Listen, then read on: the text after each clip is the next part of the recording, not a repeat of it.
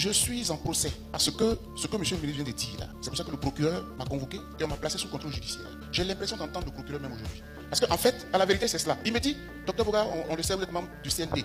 Je n'ai jamais appartenu au Conseil national de transition. Le président M. Bédi, j'étais en exil. J'ai toujours critiqué le pouvoir d'Abidjan sur des questions précises. En 10 ans. Le président Ouattara, il a là l'opportunité de rentrer un peu dans l'histoire. Parce que tout son parcours, pendant ces 15 années, même son accession à la magistrature suprême a été entachée par la rébellion. C'est attesté, je l'ai écrit dans des livres. La façon dont M. Ouattara arrive, l'histoire retiendra que c'est la rébellion qui a mouillé le maillot finalement pour qu'il accède au pouvoir. Vraiment, je ne comprends pas ma génération, en tout cas on parle des jeunes générations, etc. Lorsqu'on entre au gouvernement, on se croit plus patriote que les autres. Quand les autres critiquent, c'est que ce sont les déstabilisateurs, les fossoyeurs de la République. Et puis nous qui sommes au pouvoir, on veut protéger la République. Je pense que c'est pas juste.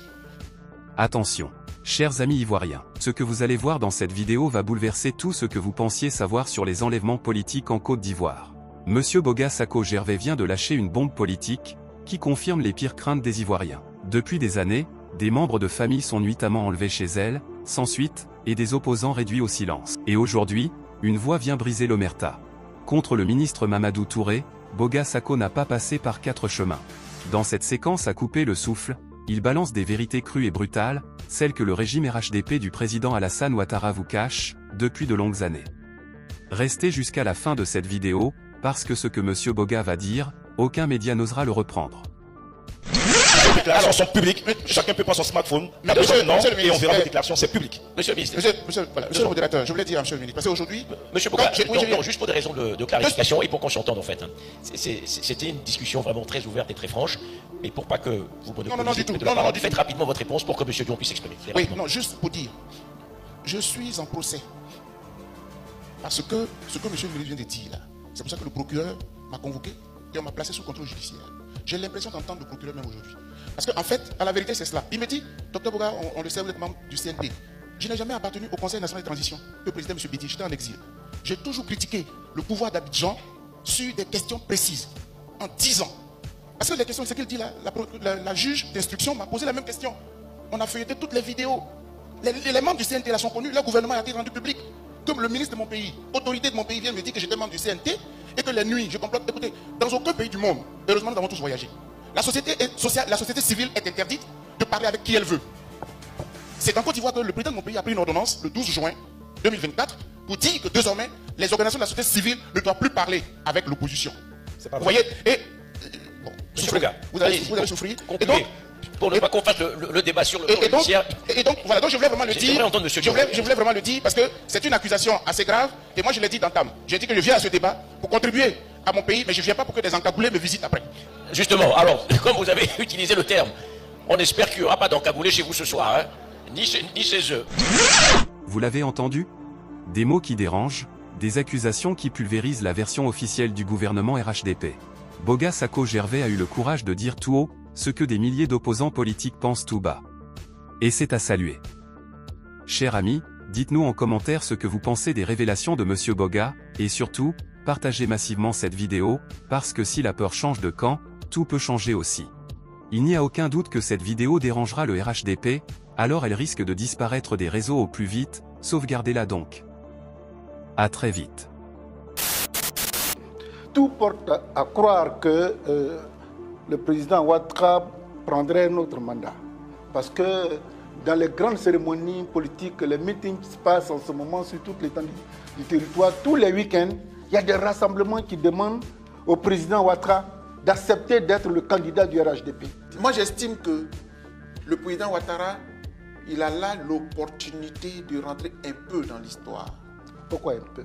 Oui, un peu dans l'histoire parce que, écoutez, tout son parcours, pendant ces 15 années, même son accession à la magistrature suprême a été entachée par la rébellion. Je le dis, c'est attesté, je l'ai écrit dans des livres. La façon dont M. Ouattara arrive, l'histoire retiendra que c'est la rébellion qui a mouillé le maillot, finalement, pour qu'il accède au pouvoir. Et même dans le sang. Donc, difficile de se détacher. Aujourd'hui, vous pensez que la guerre entre le pouvoir actuel et M. Guillaume Soro, c'est anodin? C'est parce que le rôle joué par Guillaume Soro n'est pas honorifique pour quelqu'un qui vient de la communauté internationale, qui est un internationaliste, qui est un grand banquier du monde reconnu comme tel. Donc, dans son parcours, c'est une tâche. Moi, je fais une lecture plate. Ne m'en voulez pas, c'est un intellectuel qui parle. J'analyse les situations froidement. Il faut qu'on accepte, que je fasse cette analyse-là, parce que sinon, c'est me tuer en refusant que je la fasse. Que cela vous fasse mal, je suis désolé, mais je suis obligé de la faire. Vous n'êtes pas pour un prochain mandat? Non. Donc, pour moi, après, avec la CAN, c'est comme si tous les Ivoiriens l'ont, d'une façon ou d'une autre, adoubé. Parce que finalement, ce qu'on ne sait pas, ce qu'on ne dit pas, c'est que M. Ouattara, finalement, les 3 coupes d'Afrique que nous avons remportées, il a été au cœur. C'est comme si c'est lui qui nous les avait apportées. Il était Premier ministre lors de la première CAN. La première coupe que nous avons remportée. Le Premier ministre, c'est lui qui était aux affaires, puisque le président Oufouette était un peu fatigué à cette époque. En 2015, il prend la deuxième coupe d'Afrique. La première, c'était en 92, autant pour moi. Donc la deuxième, en 2015, c'est lui. Une partie même du pays est en exil, nous tous on n'est pas là. M. Ouattara a tenu, il a organisé, il a remporté. Il n'a pas organisé, mais il a participé, il a remporté. Bravo. Et la dernière, mais la plus belle CAN du monde. Je ne serai pas rabat-joie. En tant qu'Ivoirien, je vais m'enorgueillir parce que c'est notre argent qui a payé cette CAN-là. Sous les auspices, selon la volonté de M. Ouattara. Il a mis le paquet et on l'a remporté. Chapeau. Pour moi, voici une belle porte de sortie. Mais je vais ajouter, le président de mon pays m'avait promis, il nous avait promis, en congrès, réunis, c'est-à-dire les 2 chambres du Parlement réunies, il a dit en 2020, je suis fatigué, j'ai fait 2 mandats, je me repose. Même si la Constitution me permet, là encore il y a débat, mais je me retire. Mieux, il a désigné son candidat. Malheureusement. Malheureusement, son candidat est décédé. À la limite, je n'étais pas d'accord avec le président Macron. Quand il a sorti l'expression, c'est un cas de force majeure. Parce que la démocratie et la loi n'a pas de cas de force majeure. La loi, c'est la loi. Mais on a été obligé de violer notre loi pour que M. Ouattara fasse un 3e mandat. Et je me suis opposé quand même au 3e mandat. J'estimais qu'il était anticonstitutionnel. Mais on peut le lui concéder. Parce que de bonne foi, il avait désigné son successeur. Mais aujourd'hui, quel est l'argument qu'il a? Mais il n'a pas désigné son successeur, ça veut dire qu'il se sent encore non, dans la posture de poursuivre. Il va nous dire, oui, mais la Constitution autorisait, etc.